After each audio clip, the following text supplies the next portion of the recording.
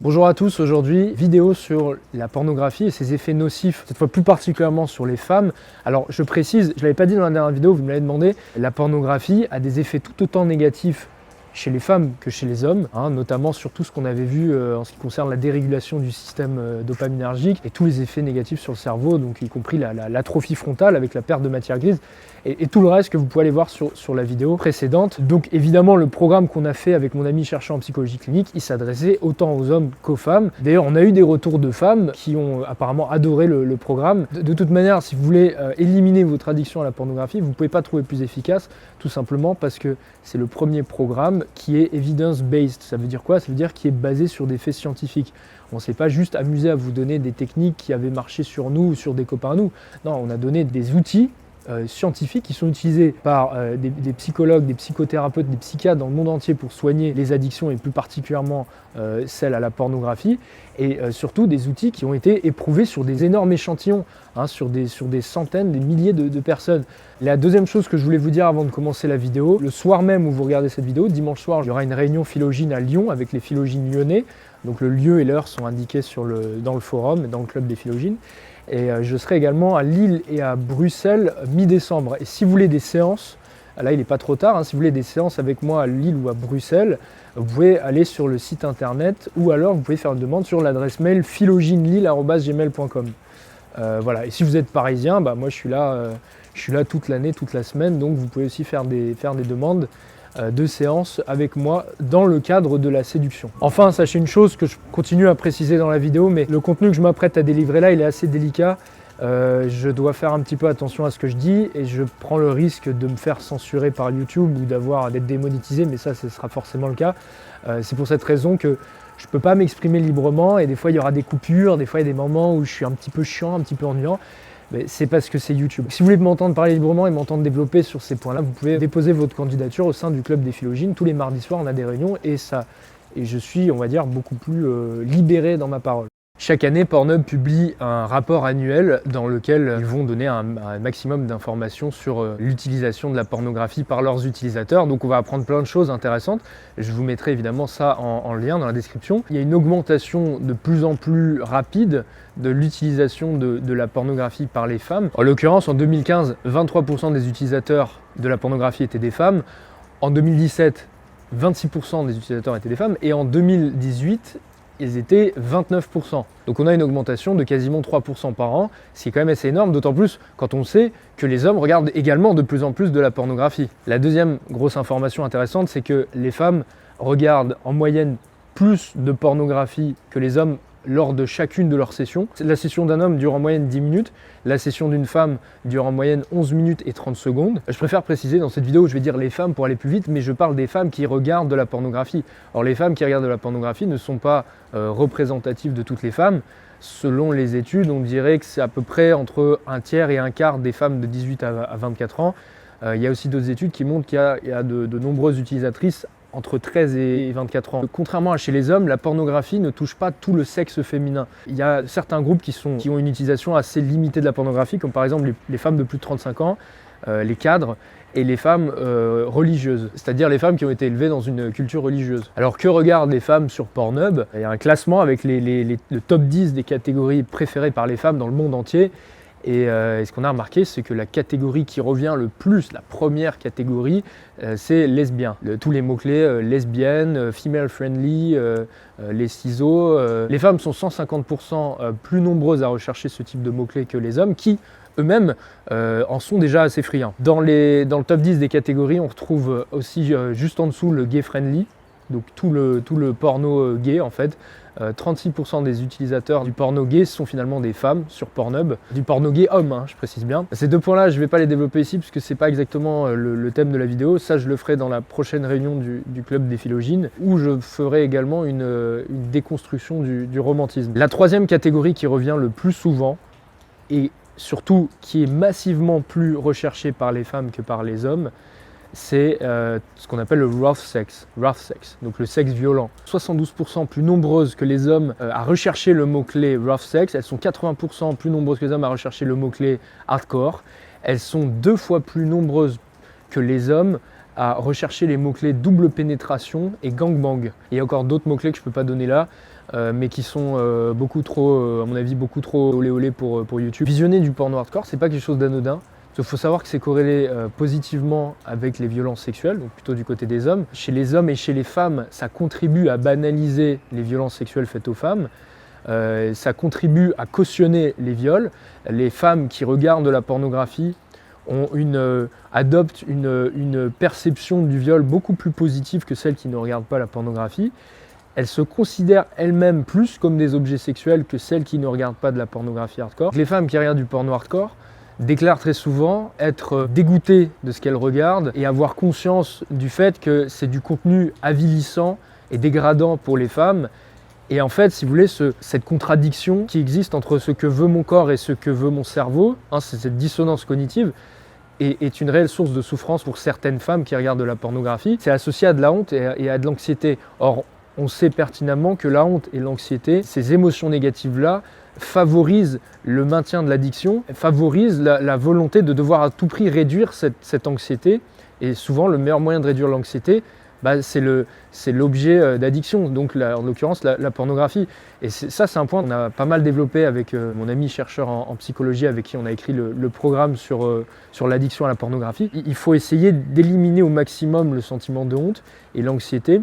Il ne faut surtout pas s'auto-flageller. Prendre conscience d'un comportement nocif pour soi ne veut pas dire qu'il faut mal se parler à soi-même. Un des mécanismes clés de l'addiction, on l'avait vu la dernière fois, c'est la tolérance.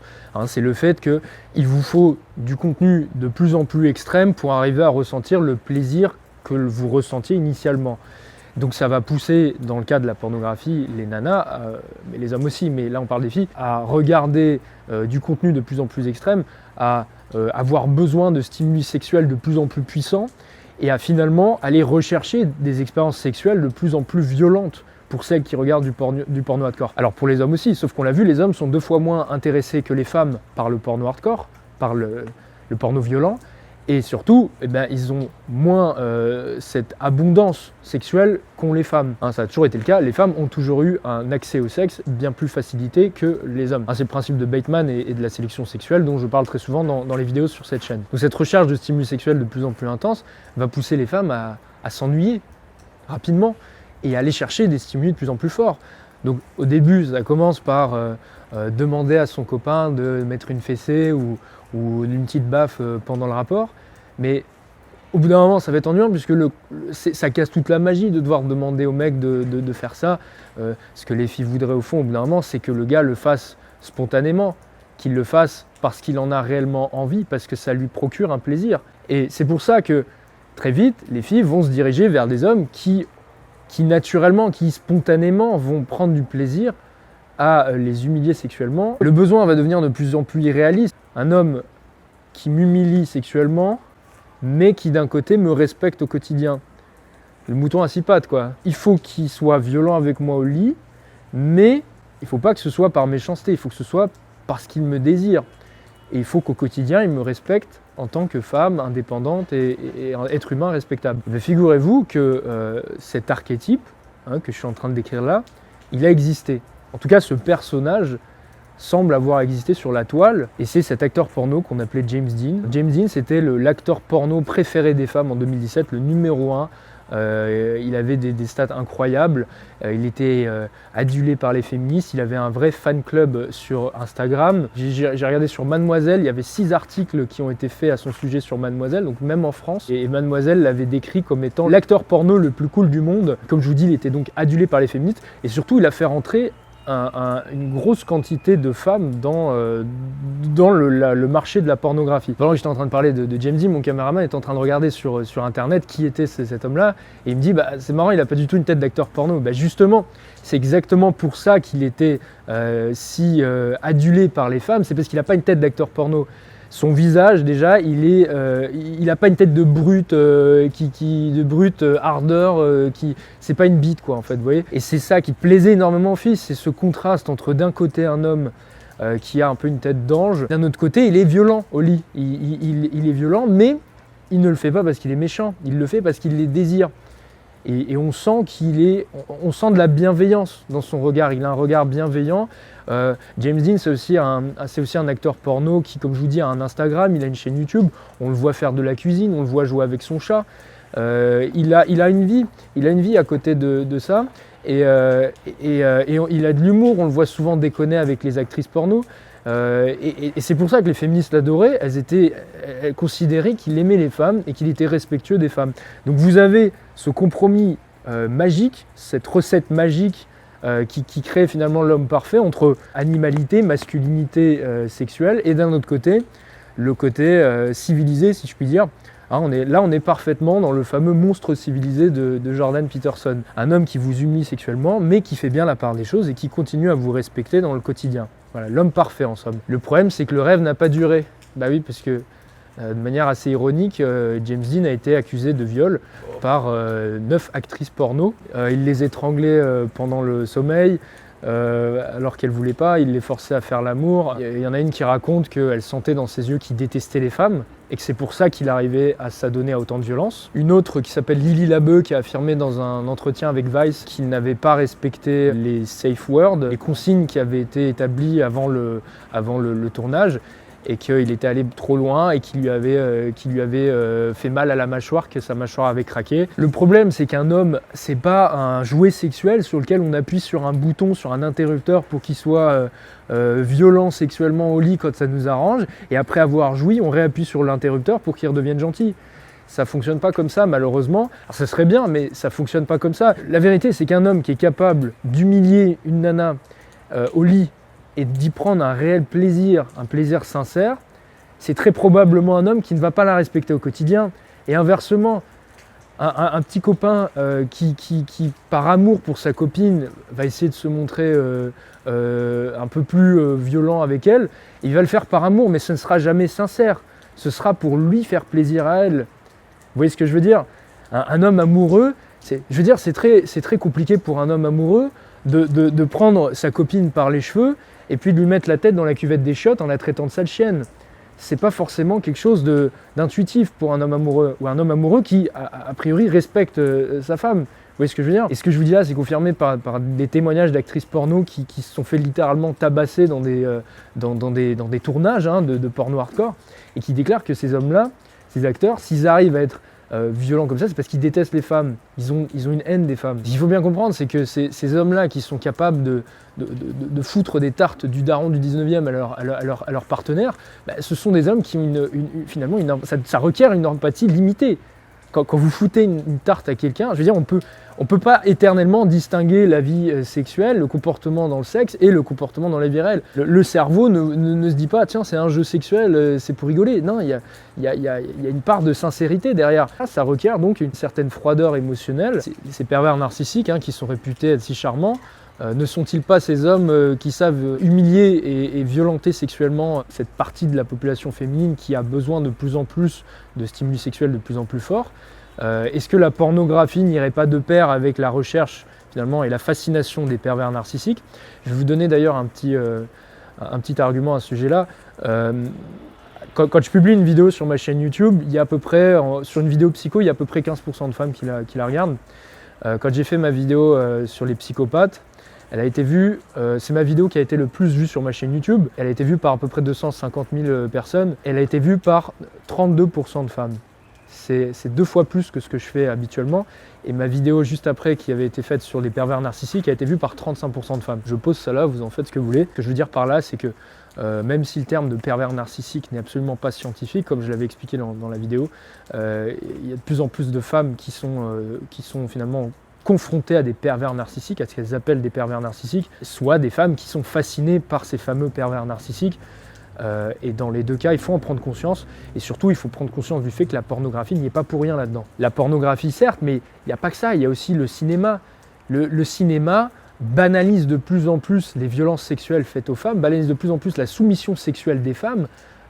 Mettre 50 nuances degrés à l'affiche, c'est pas anodin. Faire jouer le film Ted Bundy par Zac Efron, qui est la coqueluche des nanas de 18 à 28 ans, qui est supposé être le beau gosse par excellence, c'est pas anodin déjà.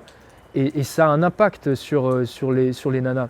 Et c'est pas un hasard parce que le premier film qui avait été fait sur Ted Bundy, il était incarné par un acteur qui était inconnu, il me semble, au bataillon.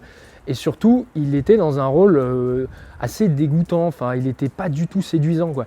Et là, dans le dernier film de Ted Bundy, on voit un personnage qui est beau, il est bien habillé, il est glamour, on le voit presque jamais dans des scènes dégoûtantes. C'est comme si on faisait jouer Adolf Hitler ou Staline par Brad Pitt, quoi, en fait, hein. C'est un peu le même principe. Et notons d'ailleurs que les médias féministes engagés sur le féminisme sont aussi les premiers à partager ce genre de film, comme l'avait fait Mademoiselle il y a un an. Ce principe de tolérance et cette surenchère sexuelle, ça pousse des nanas aux États-Unis à créer des groupes Twitter de fan clubs de tueurs en série et à tomber folle amoureuse de certains tueurs en série, plus particulièrement ceux qui étaient violents, les plus violents avec les femmes, comme Ted Bundy ou Richard Ramirez, à leur envoyer des lettres d'amour. Et ce qui est très paradoxal à nouveau, c'est que ces femmes-là, très souvent, se revendiquées comme féministes. Et c'est pas moi qui l'invente, il y avait un article Vice qui a été fait à ce sujet-là, et j'en avais parlé dans une vidéo il y a 1 an et demi à peu près. Il y a un réel désir sexuel totalement assumé pour ces fameux tueurs en série les plus meurtriers avec les femmes. Si vous êtes une fille, il faut vous poser cette question. Est-ce que ce qui, au départ, me procurait du plaisir ne suffit plus aujourd'hui à m'en procurer et je suis obligé d'aller chercher des choses qui, à l'époque ou même aujourd'hui, me dégoûtent mentalement, me font du bien corporellement, mais me dégoûtent. Ce que mon corps recherche, mon cerveau ne l'aime pas. Si vous êtes dans ce cas de figure-là, d'ailleurs dans cette dissonance cognitive-là, c'est peut-être une alerte, c'est peut-être un signal d'alarme, c'est une prise de conscience, mais ça ne veut pas dire qu'il faut vous faire culpabiliser. Il faut essayer d'éliminer au maximum les émotions négatives, l'anxiété et la honte. Si vous voulez des outils sérieux et approuvés scientifiquement pour vous débarrasser de votre addiction à la pornographie, eh bien, vous pouvez aller visiter le site internet des Philogines où on a un programme qui s'adresse autant aux hommes qu'aux femmes pour arriver à vaincre son addiction à la pornographie. Le programme se base uniquement sur des outils scientifiques qui ont été éprouvés scientifiquement et qui ont été utilisés sur des gros échantillons. Si vous voulez régler votre addiction à la pornographie, vous ne trouverez pas mieux. Ça a été fait par moi-même et un autre chercheur en psychologie clinique qui s'y connaît très bien en addiction puisqu'il travaille lui-même sur les addictions aux jeux vidéo. Car elle en a février plus d'un. Et chacune de ses cibles était fatiguée à vue d'œil. Et je meurs encore, cette fille me dévore. Besoin